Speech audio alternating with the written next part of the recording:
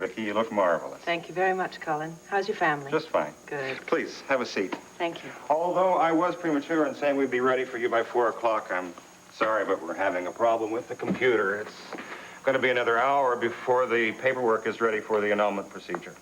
Well, I've waited 25 years. I suppose another hour won't matter. Roger's not here yet anyway. Vicky, you do understand that legally this is nothing more than a formality? Yes, I do know that, but it is necessary nonetheless. Well, if you'll make yourself comfortable, I have another meeting, and after which I hope I'll be back with the papers ready for you to sign. Yes. Send him in. It's Roger. Please, come in. I'm Vicky's attorney, Colin Wiley. Hello, Roger Gordon. Victoria. Hello, Roger. The papers aren't going to be ready for a while, so we have to kill some time. Well, it's just as well because I've been having a lot of second thoughts about this demeaning ritual.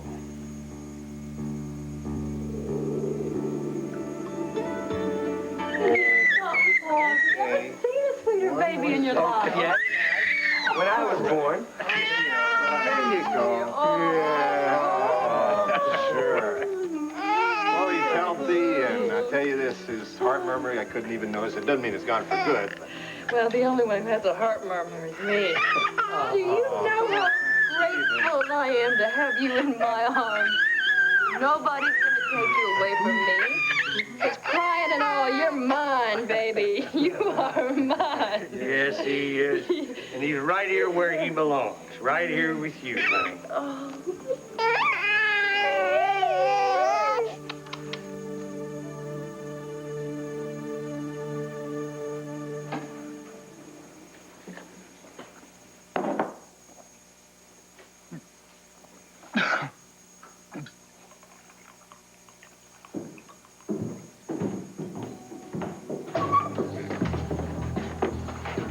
There he is.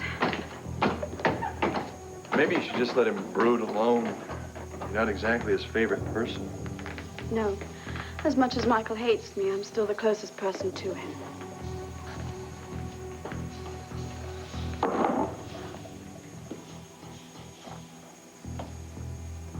Michael. The hell do you want? I'm worried about you. Please. I mean, I've heard a lot of hypocritical lines in my life, but that is a beauty. Besides, there's nothing to worry about. See, I have this picture here of my son to remember him by, and I also have a picture of my wife to remember her by. So you see, I don't need anybody's sympathy, especially yours.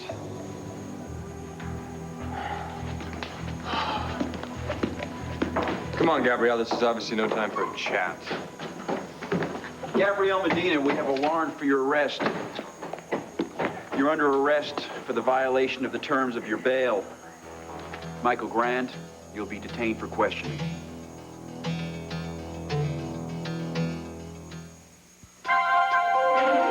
Here's what you do when you don't find the rainbows in this time. Here's where you go when it looks like the rain won't end.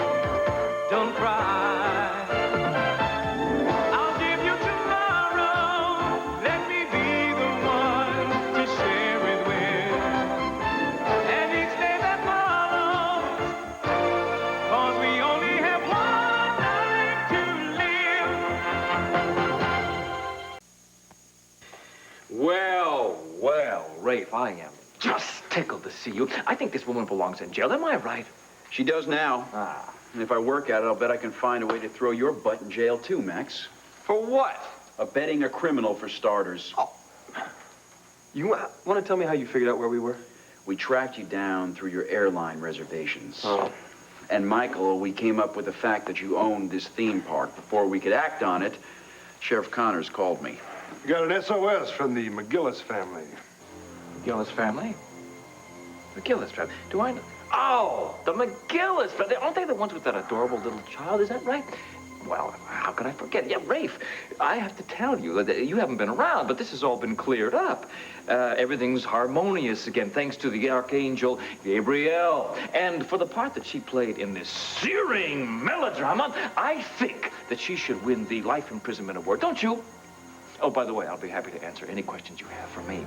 You might want a lawyer, Michael. We still have an attempted murder charge against you. No, Rafe, I told you. Michael did not strangle me. It was a prowler. Sheriff, if you'll take Mr. Grant upstairs for questioning, please. I sure will, Captain Garrettson. Let's go. Rafe, I'm not about to change my story. Whatever Michael says to you, that is exactly what happened. Right, and we all know how often you tell the truth, Gabrielle, don't we? Rafe, look. If it weren't for Gabrielle, Mike would be still hiding with the kid. She's the one that convinced him to give Stephen up. Shut up, Max, and let me deal with this, okay? I was just explaining to Vicky that this is just a formality. Yes, I know. But loaded with symbolism. Well, I've got to get to my meeting. I'll be back shortly with the annulment papers. Thank you.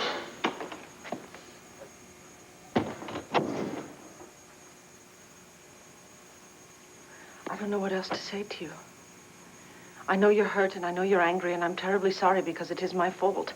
I should have told Clint about our marriage the minute I found out, and because I didn't, I now have to prove to him that it was not meant as any kind of a betrayal. Well, you know, Vicky, I hate to admit this to you, but I can sort of understand his position, too. All right? I mean, if I were in his shoes... But from where I stand, I can't help it, Victoria. This annulment is a betrayal. To me, to ourselves, to Megan. And I don't mean to put you in the middle between Clint and me now, or between your past and your present. It does feel sort of like that, though, doesn't it? But you see, I feel as if I'm caught up in a conspiracy begun 25 years ago. Clint, without knowing it, of course, is carrying on in the tradition of Danton Gordon and Victor Lord. Powerful men who tried to wipe out any trace of our relationship. But they didn't succeed. You and I got married in spite of them. We had a child in spite of them. And now, after all these years, we've managed to find each other in spite of them. I mean, when you look at it that way, we have triumphed over our fathers. Yes, well, it's that knowledge that's kept me going ever since... Well, since the day Turner exploded. Why is this so difficult for you now, then? I guess I'm experiencing this demand from Clint as a final insult, one I can hardly bear. You know, given everything that you have had to put up with, this is very little. Well, you've heard of the proverbial last straw. There's something else, isn't there? There's something that's fueling your anger about this issue, right? No, really. I don't know. Roger, we've always been able to talk to each other. What is it? Maybe I'm disappointed in you, Victoria. I guess I expected you to stand up against this man who wants to wipe out our past. Is that so unreasonable of me? Am I asking too much? Expecting too much of you to stand up and fight for the last real bond we have?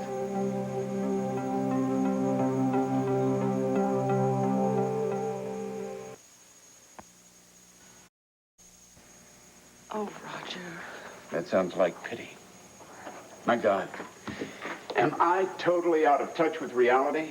Are you just speaking polite? I don't understand. Well, maybe this annulment doesn't mean anything to you, but because I'm making such a big deal out of it, you're willing to listen.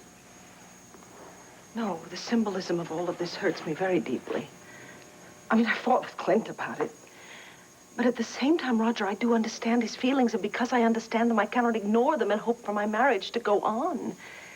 This is a very loaded issue for Clint, and I have to do this for him. Oh, my God, I wish. What do you wish? The impossible, Victoria. I wish my opinion mattered more than his. I wish our brief marriage meant so much to you that you... You know something? I do think that you and Clint are really making much too much out of this, both of you. He's protecting the future and you're protecting the past, and none of that has anything to do with the present. Does that little piece of paper have to cause this kind of turmoil? Well, maybe I am living in some kind of dream or fantasy. I mean, we were robbed of everything but a daughter. We didn't get the adventure of marriage, of loving and laughing and fighting and making up and growing together. We had the feelings, we had the ceremony. Then it was taken away from us. Yes, it was. And I will regret that as long as I live. But now you're going to annul those feelings as well. You're saying they weren't worth the piece of paper they were written on. No, I don't want to do that. Yes, you are, whether you know it or not. Clint sure as hell knows it. That's why he's demanding it.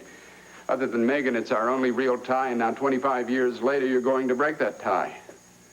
God, Roger, you talk as if our marriage came with some sort of a guarantee that it was going to last forever.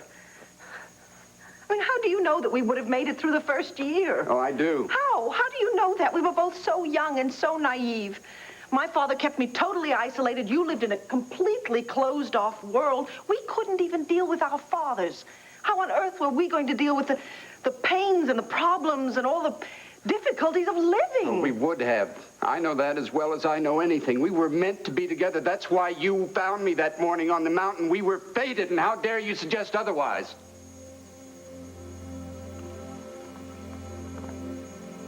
You must think I'm really losing it. No, not at all. I am so touched by the depth of your belief in those two silly kids who thought they could overcome everything and everyone.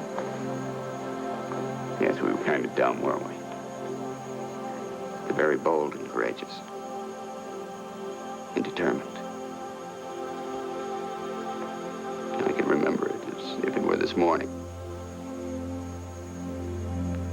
Holding your hand in the meadow. Reverend Harper leading us through our vows. Yes. Roger. Yes. I lied to you. I know that we would have made it as husband and wife if only you'd been given the chance. I only said that because this is a wrong that can't be righted.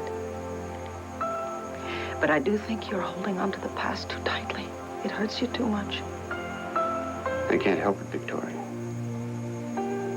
Because I still do have breath enough to say, I love you. Just as I vowed 25 years ago. I loved you then. I love you now. I will love you until my dying day.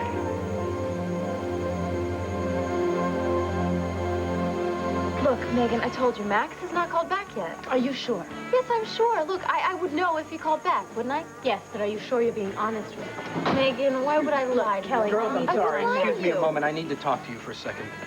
Sorry. This better be important because if I don't find Max in about 2 seconds, I'm going to go crazy. Now, what is it? You know, I thought this was going to be hard, but you're making it real easy. Before I go into this, I just want to tell you that all I ever wanted for you, all I ever wanted to do, period, was to do the right thing. Marco, what have you done? I'm not trying to defend her now, Rafe. Damn it. I'm the one that got her to confess, remember? I saw her with Michael. She convinced him to face the facts. She didn't have to do that. She could have let it alone. Yeah, she should have let it alone, and so should you. Can you at least let her go back to Lambview under her own recognizance? I'm sorry, I can't do that. Oh. Look, I don't care what happens to me, but I do care that you don't press charges against Michael. He hasn't done anything. He is hurting more than anyone else. It's amazing how the man never has to pay for anything. After Eterna and terrorizing Vicky, no one presses charges. He strangles you. No charges. About charges, I'm sure if you talk to Brenda, you're going to realize she wants to go very light on Gabrielle. Max, I told you to stay out of this. The court will decide Gabrielle's punishment. For the life of me, I can't understand how you can stick up for Gabrielle like this, unless, of course, you have Some unlimited source of income I know nothing about. What are you talking about? You forfeited your bar when she jumped bail. What? You put the bar up as collateral? Yeah. Yeah, as a matter of fact, I did, but, what the hey? Easy come, easy go.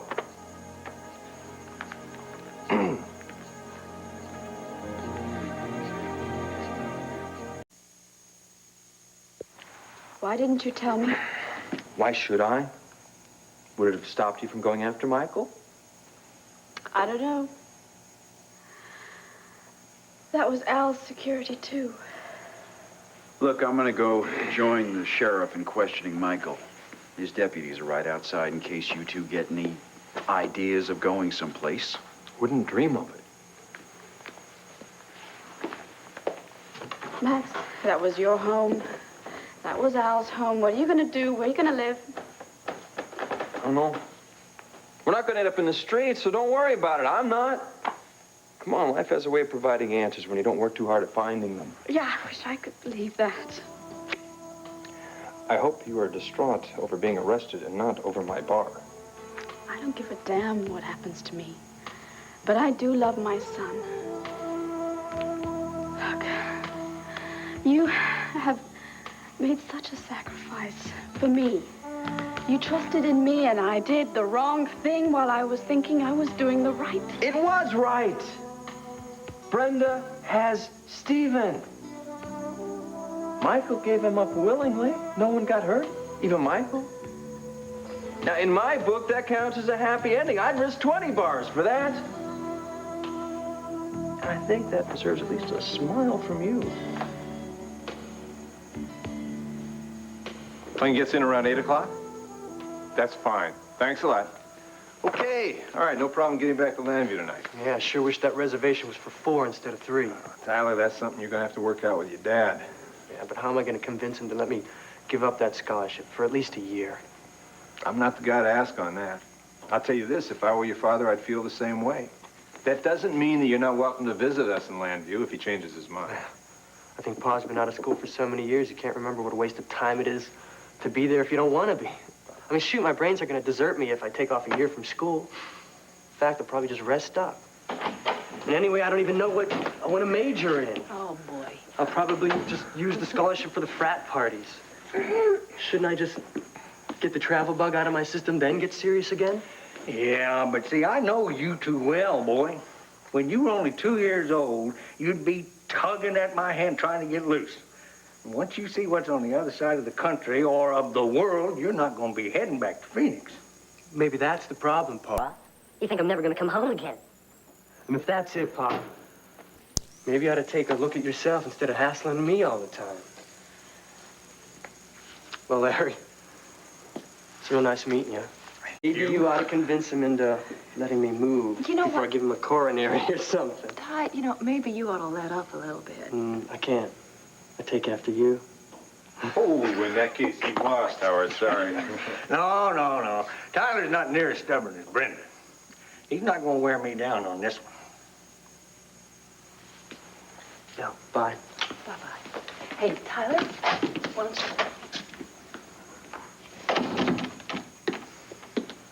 Now, what is that look?